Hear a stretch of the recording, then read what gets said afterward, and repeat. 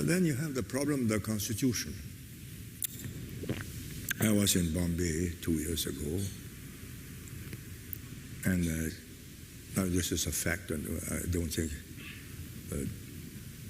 Deputy Chief Minister will take offense at my recounting what actually took place and his position. So he asked me if I would spend 3 hours discussing how to make Bombay a world financial center.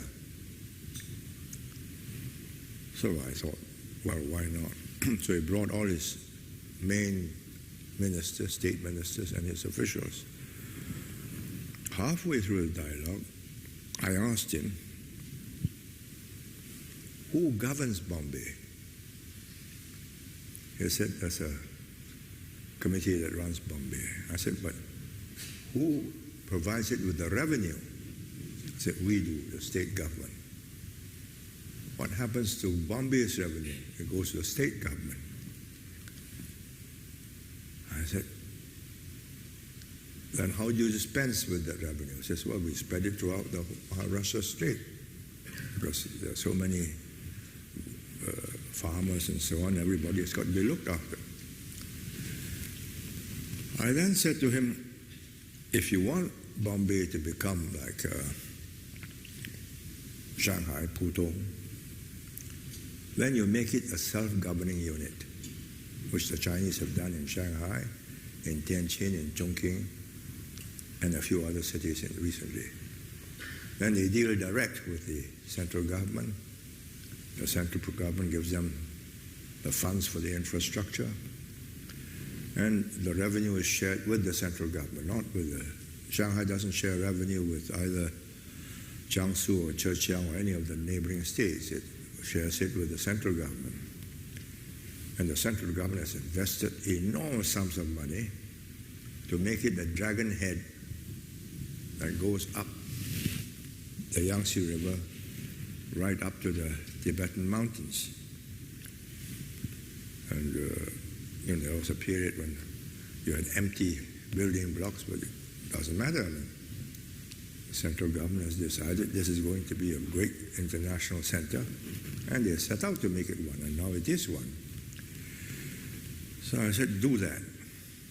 He looked at me and says, what will happen to my farmers?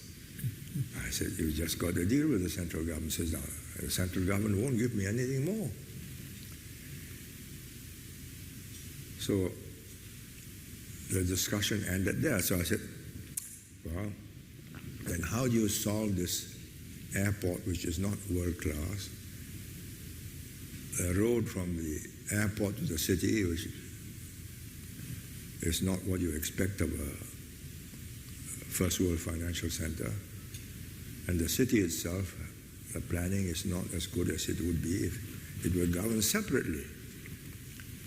This can't be done. So 2 days later, I was in Delhi and I met the Prime Minister. I said, this problem can be solved. You see, China, make it an independent unit. The Prime Minister looked at me and said, you don't understand. I will never get this passed through Parliament. I said, why? You have to go to Parliament. Yes. He said, all this requires an amendment in the legislation, in the Constitution, and that requires a 2/3 majority or some in the central government and in the states. We'll never get it passed.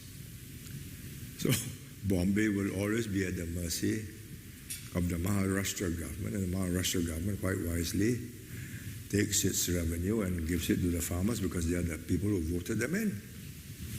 So until you break that chain,